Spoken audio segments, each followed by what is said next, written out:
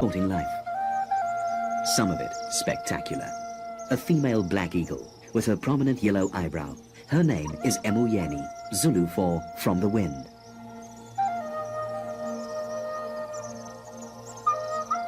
Her mate, Kwatele, the cross one. Like most male birds of prey, he's slightly smaller than the female, but his wingspan is still nearly 2.5 meters. The pair command an entire mountain gorge. It's a place where, in winter, colorful aloes grow and colorful birds feed on them, cape weavers and white-fronted sunbirds. Insects thrive here at the base of a rich food chain, with the black eagles at the top. They're also at the top of the gorge itself, high up a cliff face, with a 3-week-old chick in a nest, which they constantly refurbish with green branches.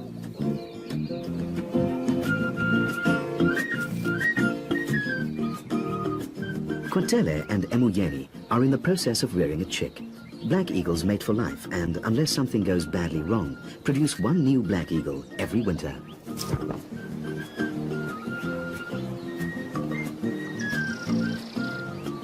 Emuyeni's main task is to stay with the chick and shelter it from the sun, which can be very hot, even in the winter.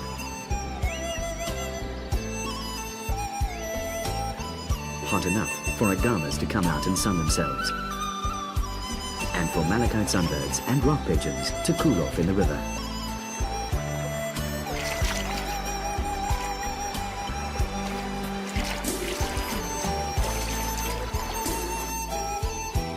It is in these cooler winter months that black eagles do most of their nest building.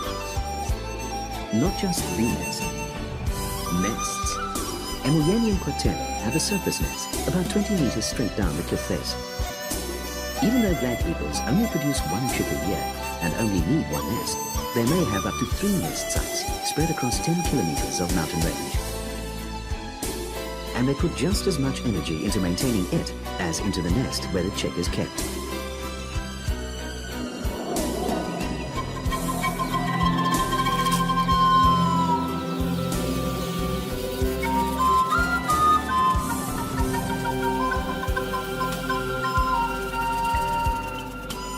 Some of the branches they pick off the mountainsides are heavier than the eagles themselves. In a way, though, they seem to enjoy it, as if the whole effort were just an excuse for a virtuoso flying display.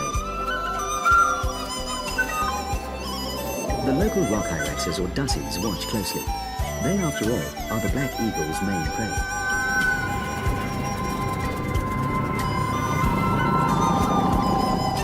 Temporarily neglected, the chick grapples with leftover prey items.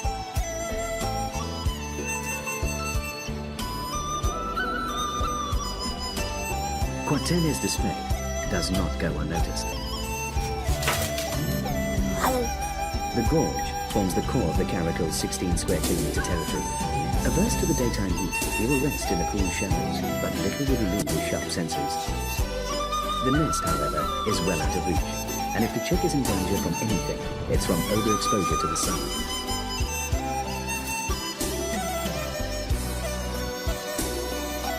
But Emuyeni knows precisely how long it's safe to leave the chick without shade, and how much time she can devote to her nest building.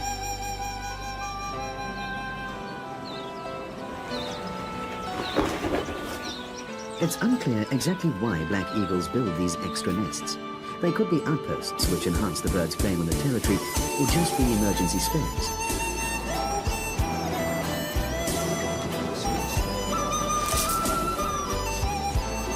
The second nest almost seems like a pastime for them. Kwatele is tireless in bringing in sticks, and Emuyeni meticulous about their arrangement.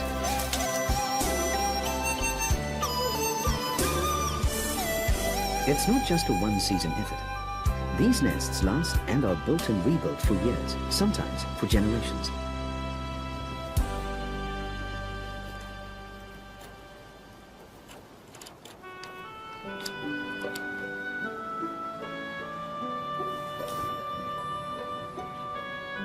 The hungry chick will have to wait his turn. Fortunately, Kwatele isn't so preoccupied with the second nest that he forgets to hunt. And in the afternoon, he flies out.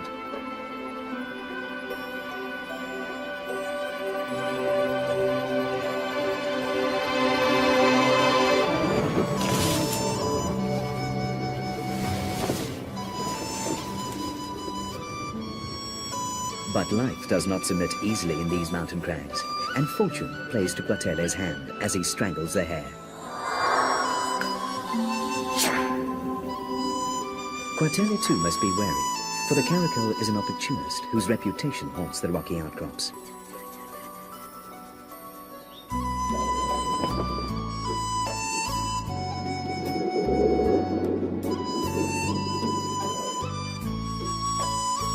The high walls of the gorge bring in the evening. It's late afternoon, and the valley is already in shadows. And it's now, at last, on the still sunny cliffside, that the chick is fed.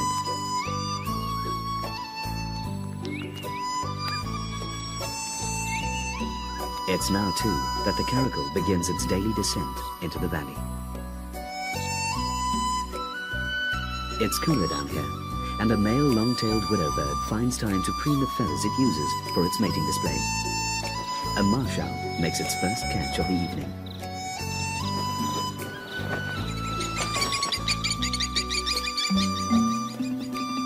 And out on the grassland, the caracal begins its hunt. A caracal is a very special kind of cat. It's not particularly large, it's a species of lynx after all, but in terms of stealth, agility and sharpness of senses, it's one of the most efficient cats in the world. Twilight is the caracal's morning.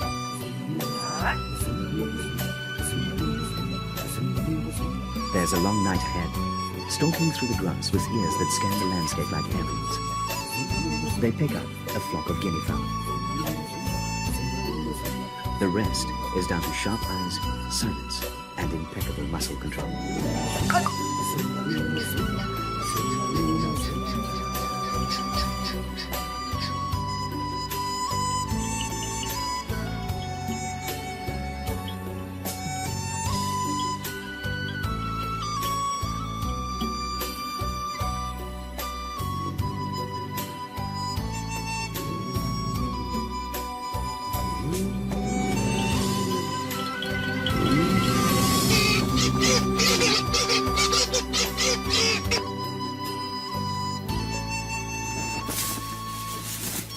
Like most felines, the caracal will play with his subdued quarry before dealing the final blow. A solitary animal, at home in any terrain, the caracal can catch dassies and rabbits on the mountainside as easily as guinea fowl and hares down here.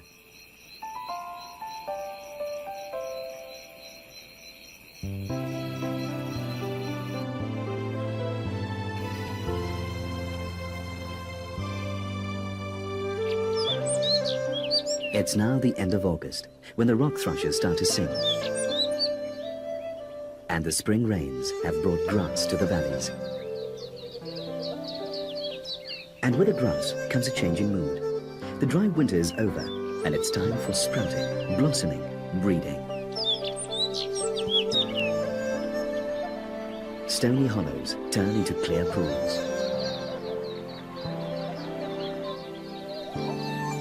The dassies mass-produce young. So do the guinea fowl. All appears to be normal, except for the black eagles. They are mating.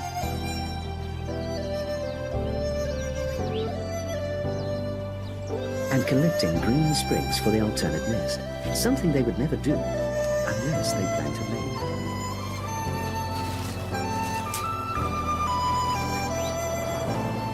This is completely unnatural.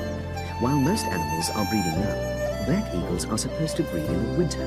It's as if somehow the obsession with a second nest has overtaken their instincts. It's an early spring, and a particularly rich one.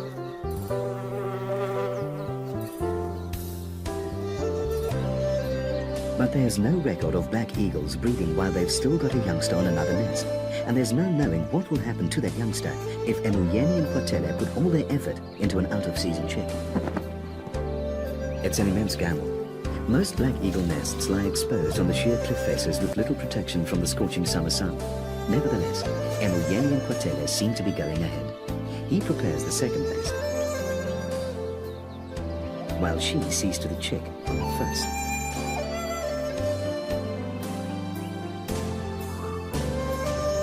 Quatele fetches sticks for the first nest too.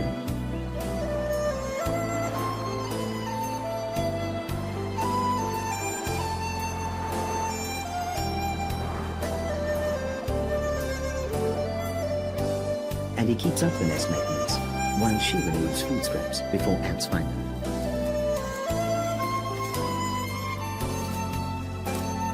But what will happen when there's a new chick on the lower nest? Black eagle chicks normally develop when the weather is coolest.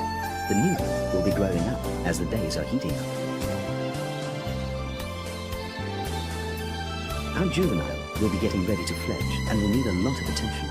Even after he does fly, he'll need to be fed for about 3 months. It's now late spring, and the soft early morning sun encourages the eagles to bask on the cliffs.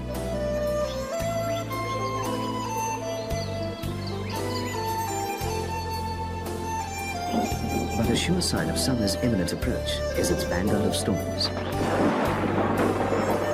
Thunderstorms. When the storm season hits, the eaglet, now a mottled juvenile, is 3 months old and about a week away from fledging.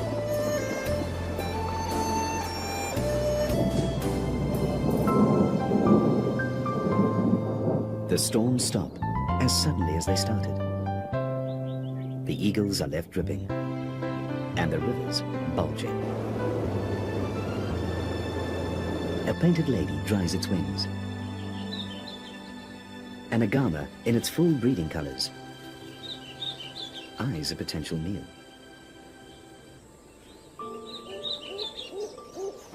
Rock pigeons mate. As the juvenile eagle watches, more aware now of life beyond his nest.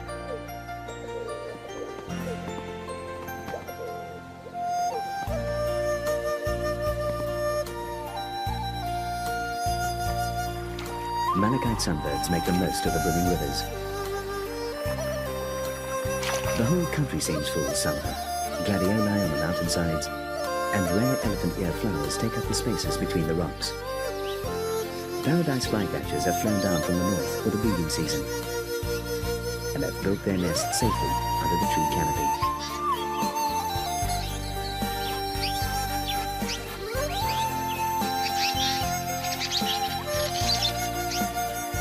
But the only shade here is the shade Emiliani makes herself. In a nest fully exposed to the South African summer sun, she has laid her eggs.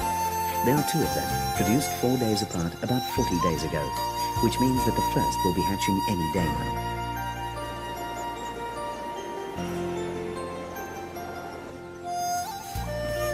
Meanwhile, the juvenile is exercising for his maiden flight.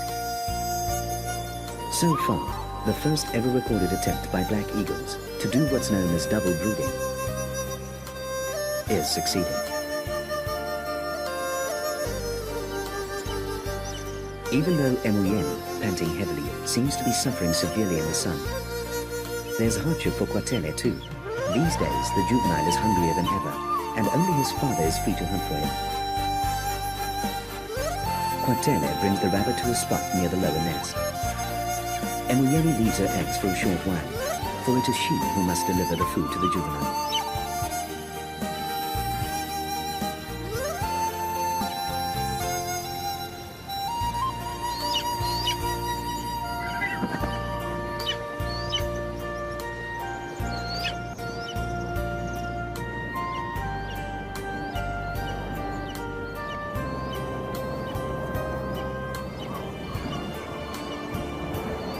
The rabbit's heavy, half the weight of Emiliani herself, and the nest is just a shelf on a sheer cliff.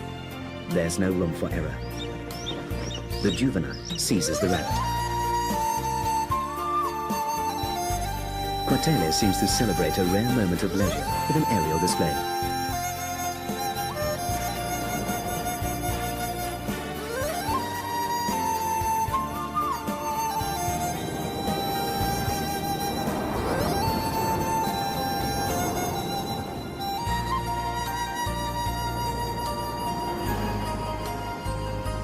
Even though he'll be fledging soon, the juvenile still isn't very good at feeding himself. This is one reason why he'll still need his parents when he leaves the nest.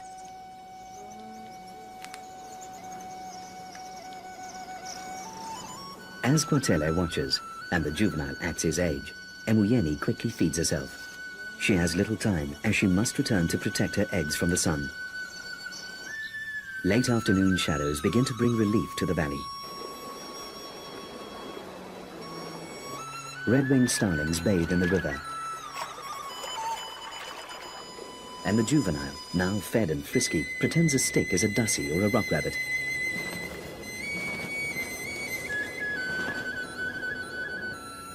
And catches a glimpse of the caracal, beginning its evening hunt.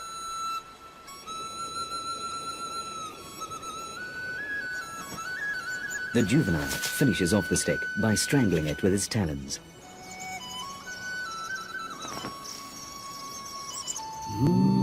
And the caracal makes its daily descent to the grasslands.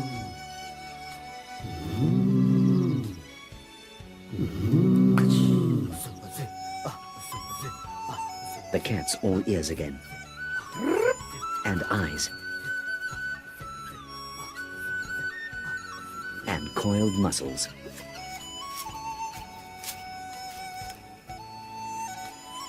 But even a caracal fails sometimes. The coming darkness is the caracal's ally, and there are many hours left to try to secure a meal.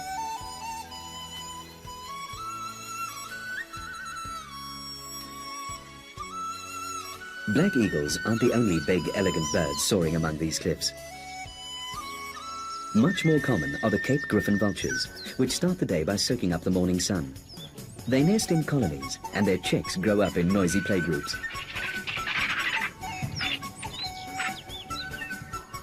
And even when they're adults, they still hang around together, going every day to bask in places where vultures have basked for millions of years. For the eagles at the gorge, something's happening that's never been known to happen before. A black eagle chick is starting to hatch, while its 3-month-older sibling watches from the nest above. The shell is finally broken. The chick is wet, and before it can eat anything, it'll have to dry out and fluff up. But there it is, a black eagle chick hatched in the heat of summer before its older sibling, a little higher up the same cliff, hasn't even left the nest. The juvenile is, of course, oblivious to the event, his attention drawn to swifts darting to and from their nests.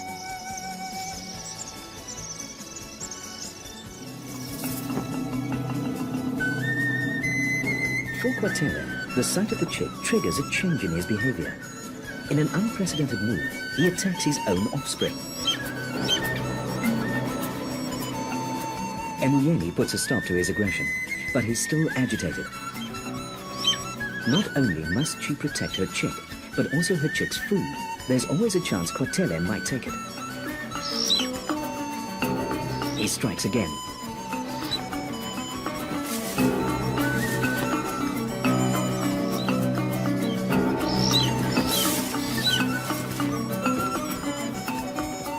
But with a newly hatched chick alone in the blistering sun, Quatele is forced back to the lower nest.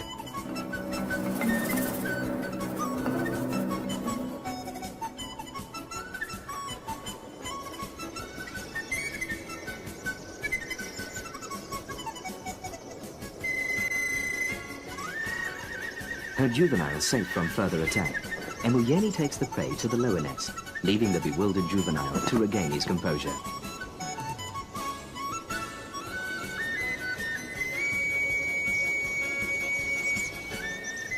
The chick gets its first meal.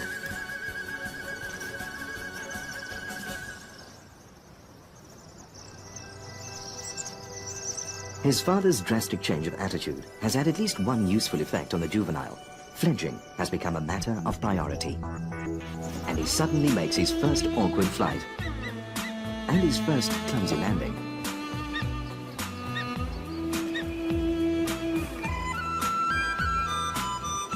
He's now at the equivalent of his toddling stage, when he's learning what his wings can do.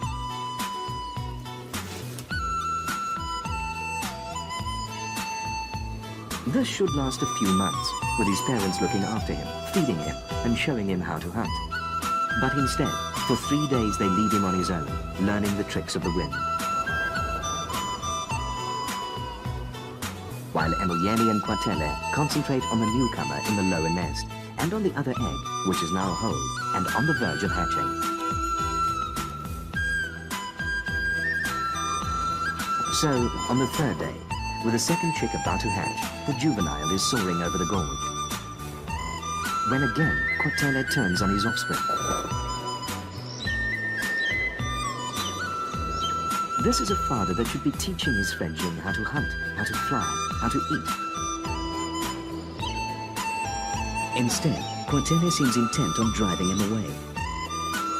The possibility of an injured bird seems to interest the calico, who watches the struggle intently. For the juvenile, it's the aerial equivalent of sink or swim. In trying to dodge Quatele, he displays flying skills far beyond his age. Then, Emoyeni leaves the chick and the unhatched egg, and this time, instead of defending the juvenile, mimics her mate's behavior. The chick is left to swelter in the sun. And not so many months ago, this was a chick. Emoyeni and Quatele hunted for him, fed him, shaded him, kept his nest fresh, and brought him up to fledging. He's a fine young eagle. And now they're doing this. Unless it's just muddled instincts, it would be hard to say exactly why. A juvenile that hasn't been taught to hunt would seem a lot less threatening to the chick than, for instance, the hot sunshine.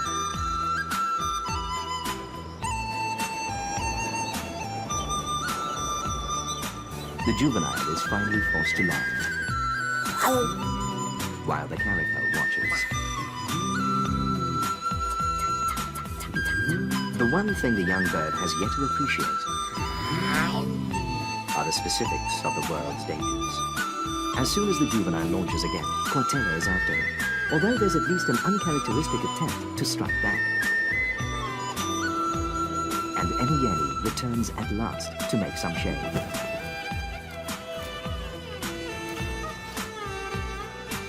Finally, the juvenile takes the hint and leaves the gorge, the only world he knows. After traveling about 2 kilometers, he lands in a strange place. He's on his own now, an outcast. Unless his parents feed him, he won't eat.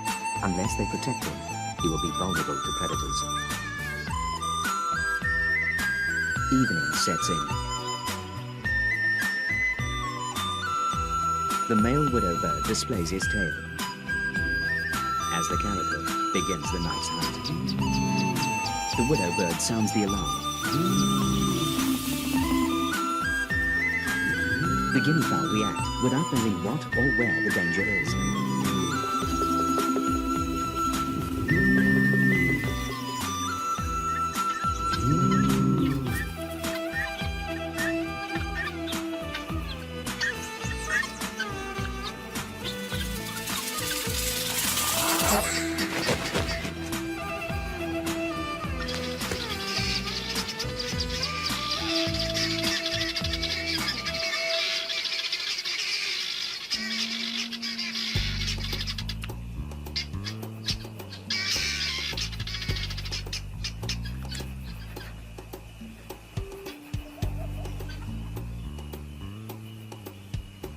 The night passes.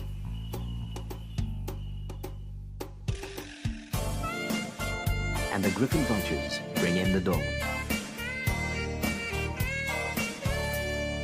And at the gorge, what the dawn has brought is another new black eagle chick. The second egg cracked during the night, and Emoyeni now gives the new chick its first meal.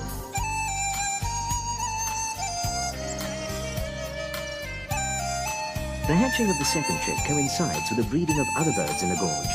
A rock pigeon, for example, dispensing her crop milk.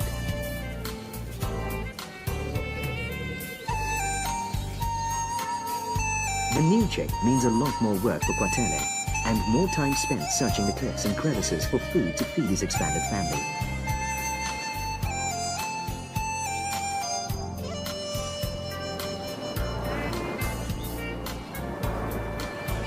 The juvenile uncharacteristically sleeps on the ground, unaware of the dangers lurking in the cliffs. he doesn't know better. Quatele spots something.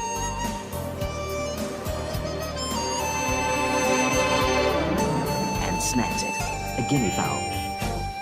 And then he takes it, not to the nest, but 2 kilometers away. To the juvenile.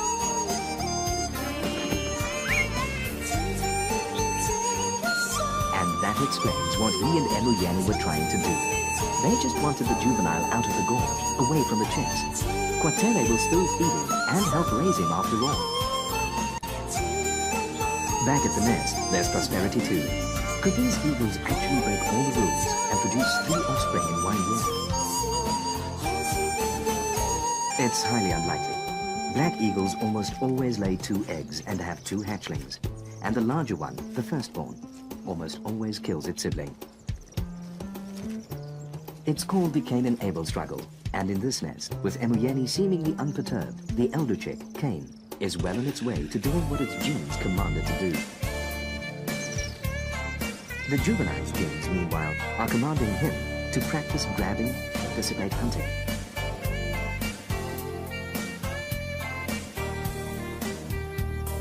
Emuyeni takes the brunt of the heat on a nest she can't leave.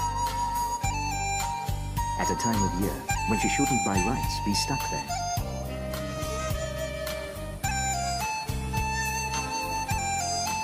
But down at the stream, Quatele at least can get a little relief.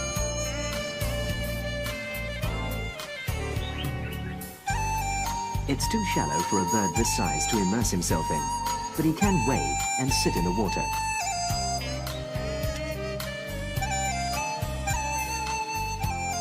All Emuyeni can do in the heat is tidy the nest, watch over the chicks, and make sure they're shaded. She might be tempted to join her mate, and probably would in a normal year.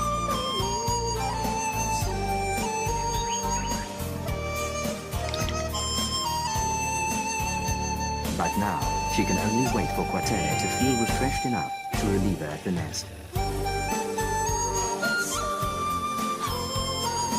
But the South African summer often brings its own relief. In the form of winds blowing down over the hills.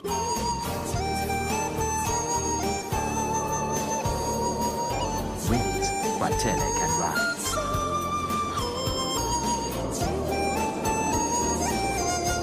Eagles do seem to enjoy wind and the kind of acrobatics it allows.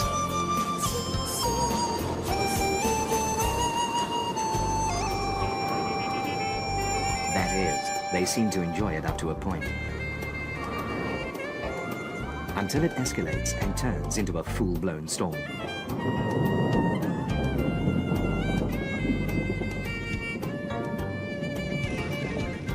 Then, Quatele can only sit it out. Which means no hunting at a time when Emuyeni, the chicks and the juvenile are all depending on him. So he has no choice. Even in this wind and blinding mist, he has to hunt.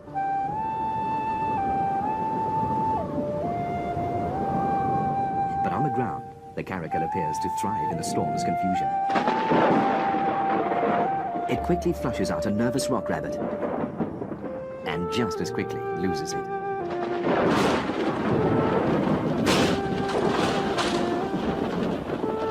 The hills echo the coming storm, but over large parts of the landscape, there's no rain.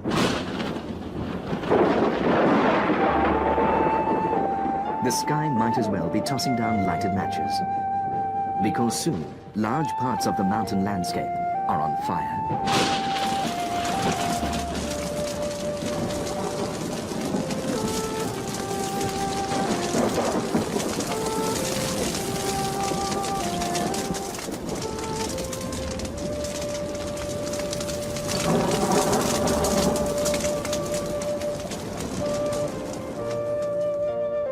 Mourning and devastation.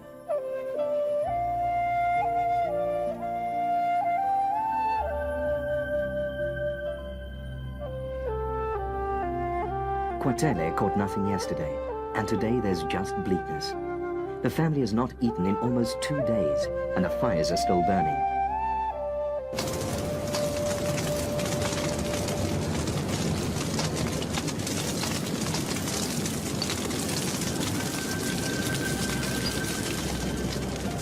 At the nest, there's a hungry mother and two hungry chicks, one faring far worse than the other.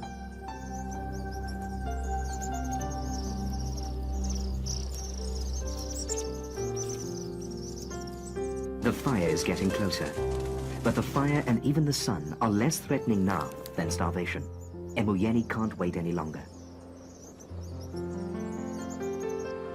Red-winged starlings mob her as she starts off.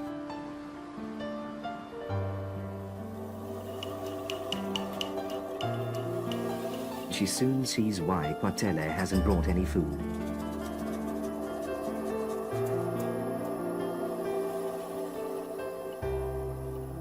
In the nest, the dominant chick, Cain, continues its ruthless quest to be the sole survivor.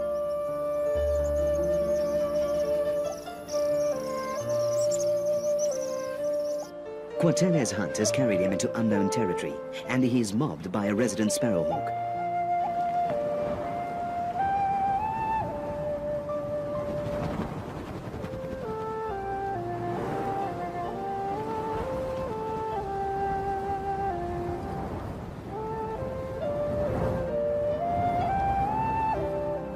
Finally, an unburnt stretch and a rabbit.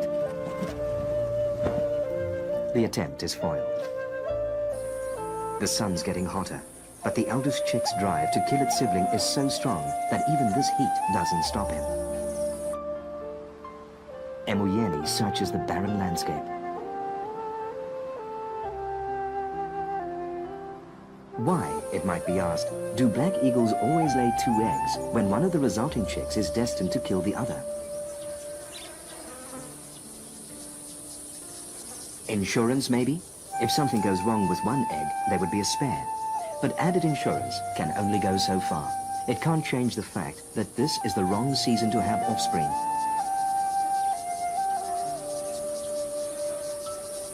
The sun is too hot. And now, even Cain starts to falter. The younger chick will not live, but this chick's survival is also far from assured. It needs food, and most of all, it needs shade. Emoyeni too is desperate. There's no food in the usual places, no life. It's a last resort, but there is the griffon vulture colony, with its stock of chicks.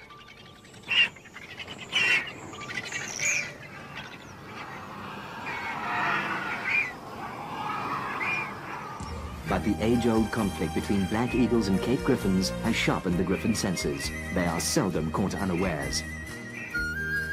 Emoyeni must find food and get back. Immediately. But the grass fires have spread way beyond the home gorge. And even the caracal has been pushed out of its own territory.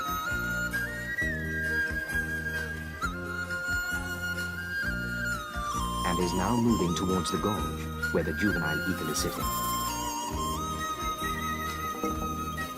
At the sight of this unusual intruder into his gorge, the juvenile's hunger is instinctively joined by fear. Unsuccessful in their hunt, Kwatele and Emoyeni begin their long flight back to the two young chicks. Cain is desperate and searches the horizon for any sign of his parents. His younger sibling brother has almost succumbed to the heat. But fortune is to be on the side of the juvenile, because as Emoyeni and Kwatele fly over his gorge, they spot the caracal and see a critical situation unfolding. The juvenile's senses warn him.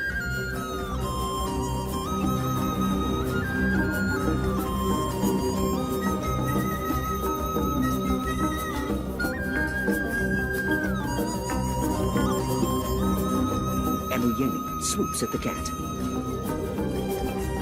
and it dodges into a crag. Kwatele judges his moment carefully.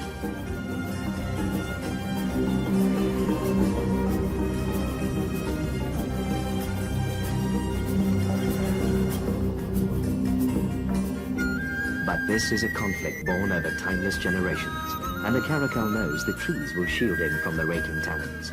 Emoyeni and Kwatele manage to chase it to the other side of the gorge, but no further. It stands its ground. The cat would be less of a threat to the juvenile had he not been forced out of his home gorge, where there would always be at least one parent looking out for him. But now, all the caracal has to do is wait and watch. Because the juvenile's parents will have to leave at some point and go back to the nest.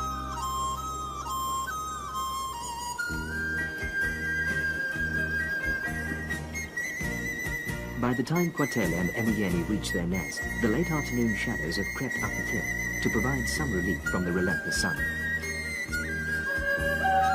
They return to a terrible scene. The younger chick is dead. Quatele lashes out at his mate.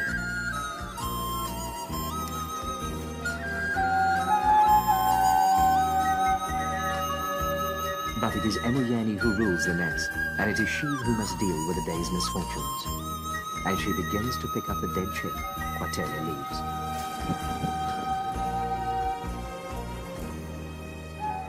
He looks down on a most unusual scene, never before captured on film.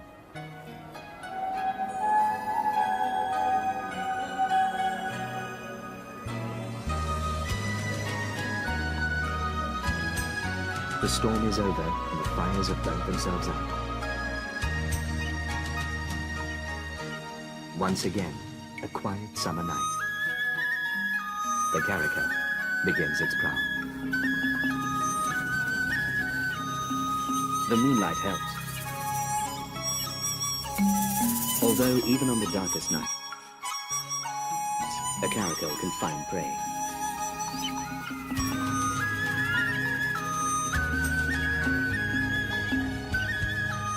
The faint chirping means the juvenile hasn't moved. The caracal follows its ears.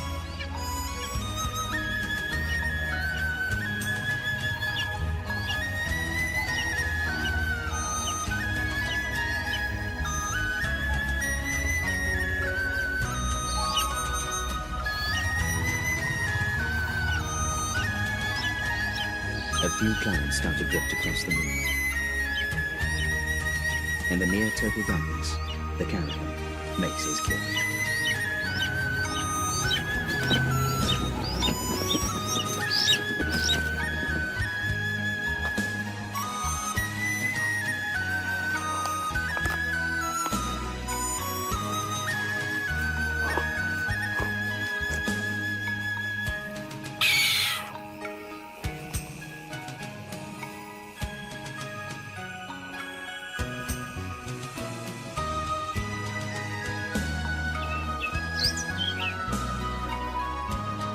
Morning.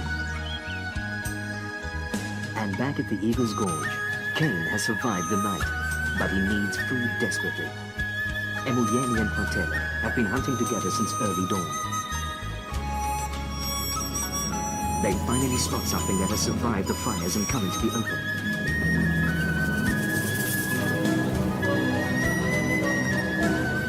In a true display of Black Eagle cooperative hunting, Emilieni flushes the quarry out, and Quatele strikes behind her.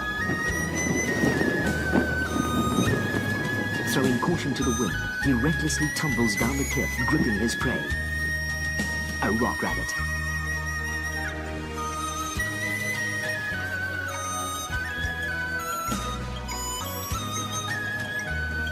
Their only hope today was teamwork. Anything they saw had to be caught, and their chances increase when they hunt together. But once again, they have both been gone from the nest for a long time. But it's been a gamble to save the original gamble, the decision to breed out of season. The risk was leaving their surviving chick unattended in the summer sun. They may have pushed their luck too far.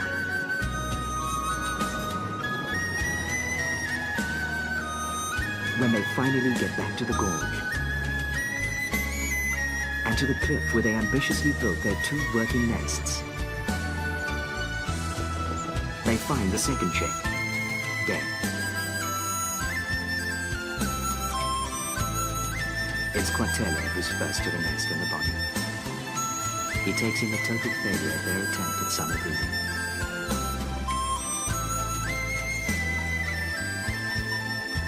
As hungry as he is, Quatele abandons the rabbit.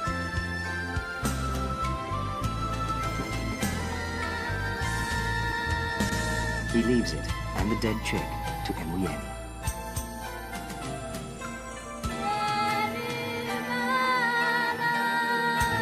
Her reaction in the end is a little more practical.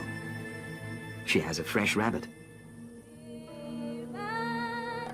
And she also has another hungry offspring.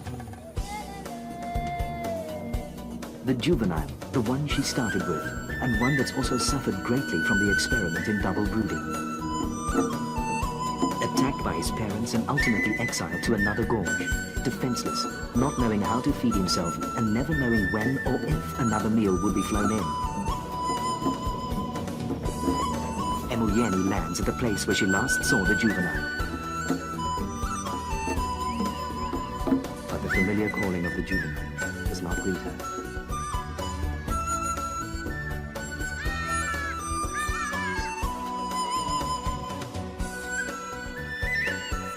This year, the black eagles gambled with their breeding and ended up losing everything. 3 chicks hatched, 3 died.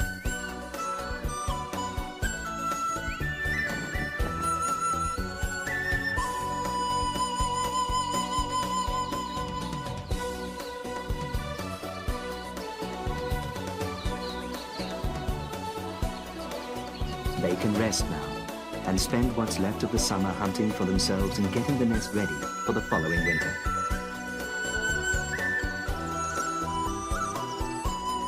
In this case, double brooding had proved disastrous.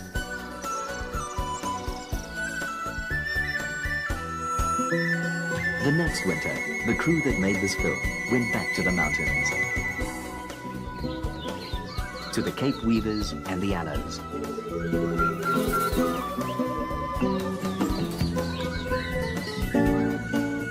And of course, to the black eagles.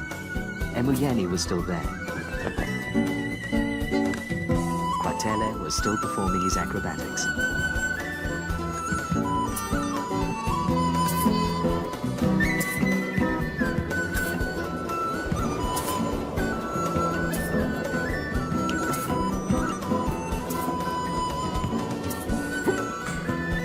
The caracal was there too, resting in the grass and watching and watching. And when the crew followed Emuyeni back to her nest, the upper one, the one last year's juvenile had been raised in, they were chicks then, 3 of them. Last year, they were the first black eagles ever known to have tried double brooding. This year, they were the first ever known to have 3 chicks in one clutch. Emuyeni and Kwatele are very, very ambitious birds.